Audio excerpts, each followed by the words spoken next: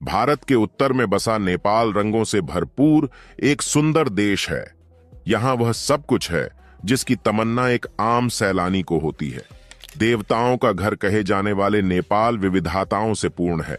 इसका अंदाजा इसी बात से लगाया जा सकता है कि जहां एक ओर यहां बर्फ से ढकी पहाड़ियां हैं, वहीं दूसरी ओर तीर्थ स्थान है। तो आज हम बात करेंगे ऐसी ही कुछ खास जगहों के बारे में। काठमांडू शहर। दोस्तों, काठमांडू शहर नेपाल दर्शनीय स्थल की शोभा बढ़ाता है। नेपाल की राजधानी काठमांडू में शाम के समय सैर करने का एक अलग ही आनंद आता है। दरअसल काठमांडू हिमालय के पहाड़ों से गिरा हुए और ऐसे में शाम के समय यहाँ का मौसम काफी सुहाना हो जाता है। साथ में ही इस जगह पर नेपाली ट्रेडिशनल डांस और कई तरह के कार्यक्रमों का आयोजन भी समय समय पर होता रहता है। काठमांडू में आपको शॉपिंग करने के लिए भी काफी कुछ मिल जाएगा। काठमांडू नेपाल का बेहद ही खूबसूरत शहर है। दोस्तों, साथ ही इस शहर में आप सनराइज का भी मजा ले सकते हैं।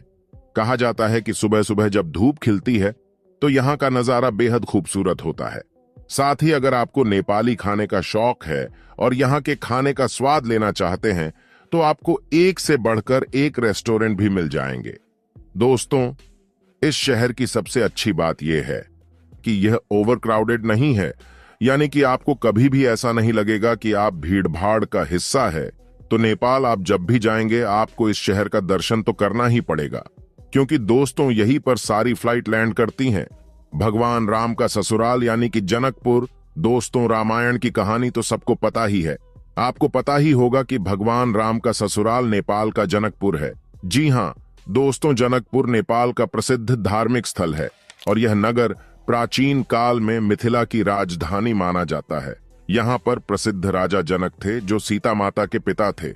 दोस्तों, आपको बता दें कि आज भी हमारे देश में मिथिला की जयकार है। बिहार के कुछ जिले जैसे कि दरभंगा और मधुबनी मिथिला का हिस्सा है। आप जनकपुर जाकर मां सीता के महल के दर्शन कर सकते हैं। दोस्तों, जनकपुर में आज भी वह धनुष वैसे का वैसा ही रखा हुआ है जिसे तोड़ने के बाद भगवान राम की शादी माता सीता से हुई थी। अगर आपको रामायण से प्यार है तो जनकपुर में आप रामायण के हिस्से को जी लेंगे।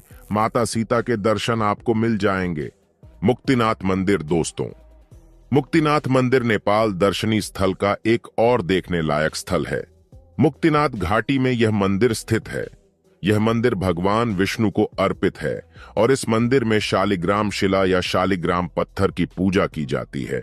हिंदू धर्म के अनुसार शालिग्राम शिला में भगवान विष्णु का निवास माना गया है और इसीलिए इस पत्थर को काफी पवित्र माना जाता है। इस मंदिर को पंगुड़ा वास्तुकला से बनाया गया है।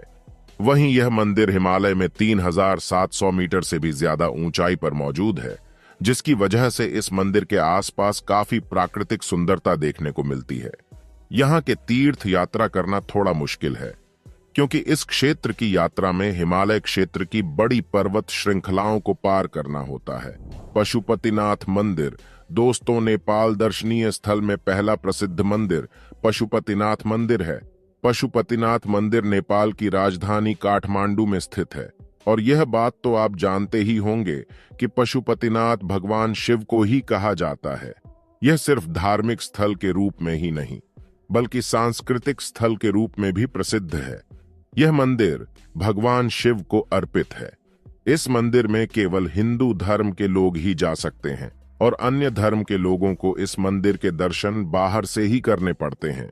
यह मंदिर बागमती नदी के किनारे बना हुआ है।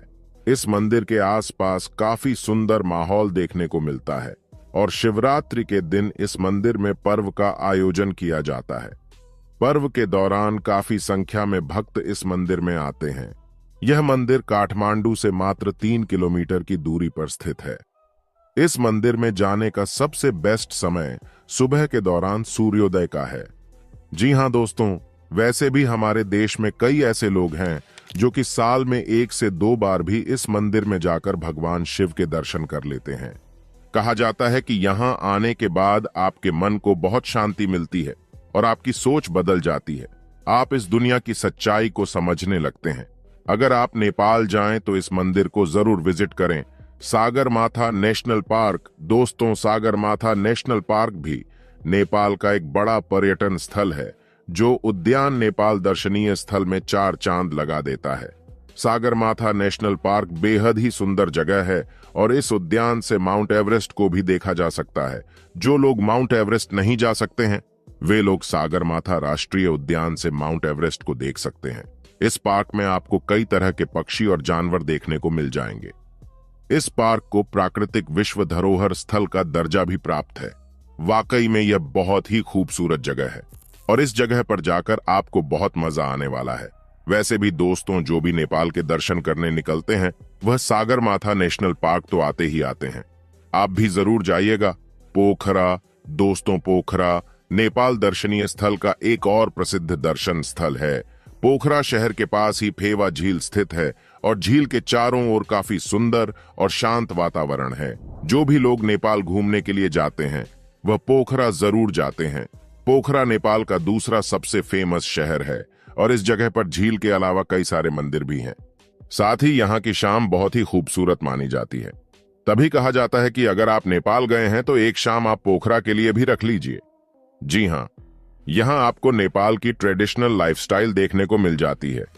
यहाँ के होटल में रहने से लेकर यहाँ का खाना पीना सब नेपाली स्टाइल का है। यहाँ आप नेपाल को जी लेंगे। लुम्बिनी दोस्तों, गौतम बुद्ध की जन्मस्थली लुम्बिनी दुनिया भर के बौद्ध अनुयायियों का तीर्थ स्थल है। यह स्थान भारत नेपाल सीमा से कुछ ही दूरी पर स्थित रूमिनोदेही गांव ही लुम्बिनी गांव है। सम्राट अशोक के स्मारक स्तंभ के लिए जाने जाना वाला यह स्थल यूनेस्को की विश्व विरासत सूची में भी शामिल है। सम्राट अशोक ने इसे अपनी नेपाल यात्रा की स्मृति में बनवाया था। यहाँ का प्रमुख आकर्षण केंद्र 8 वर्ग किलोमीटर में फैला हुआ है। इसके अलावा माया देवी मंदिर भी तीर्थ यात्रियों के बीच खासा लोकप्रिय है।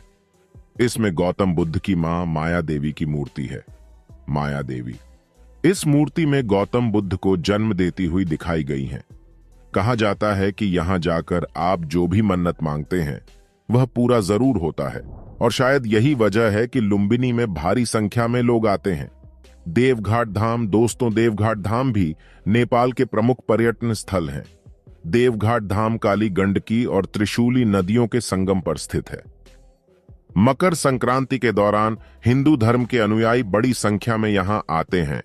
इस दिन श्रद्धालु पवित्र नदी में डुबकी लगाते हैं। इसके अलावा यहाँ पर घूमने लायक कई ऐतिहासिक स्थल भी हैं।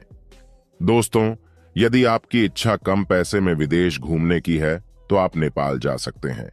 नेपाल में जाना बिल्कुल अपने देश में घूमने जैसा ही है।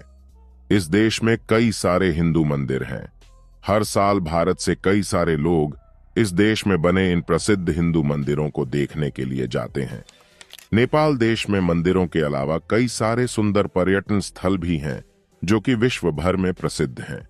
नेपाल देश एडवेंचर करने वाले लोगों के लिए भी एकदम सही जगह है और इस जगह पर एडवेंचर का खूब मजा लिया जा सकता है। आप अपनी छुट्टियों के दौरान इस देश में जाने का विचार कर सकते हैं। अगर आप नेपाल देश की ट्रिप प्लान करते हैं तो आपको ज्यादा जेब भी ढीली नहीं करनी पड़ेगी, क्योंकि इस देश की करेंसी काफी सस्ती है और आप आराम से 4 से 5 दिन इस देश में करीब 25,000 रुपए खर्च करके गुजर सकते हैं। पूरी दुनिया में एकमात्र नेपाल ही एक ऐसा देश है जो आज तक किसी भी देश का गुलाम नहीं बना है। यही वजह ही कि यहाँ किसी भी तरह का स्वतंत्रता दिवस नहीं मनाया जाता है। अगर आपको लगता है कि नेपाल पर्वतारोहण के लिए प्रसिद्ध एक छोटा देश है तो गलत नहीं है, लेकिन शायद आपको जानकर हैरानी होगी। लेकिन देश के राजधानी शहर काठमांडू में 15 किलोमीटर के दायरे में 7 यूनेस्को विश्व धरोहर सांस्कृतिक स्थल हैं। दोस्तों, नेपाल देश 14,03,350 स्क्वायर किलोमीटर में फैला हुआ है और क्षेत्रफल के मामले में यह दुनिया का 93वां सबसे बड़ा देश है। साथ ही दोस्तों, अगर आपको इस वीडियो पर कोई राय देनी है तो आपने कमेंट करके अपना फीडबैक दे सकते हैं।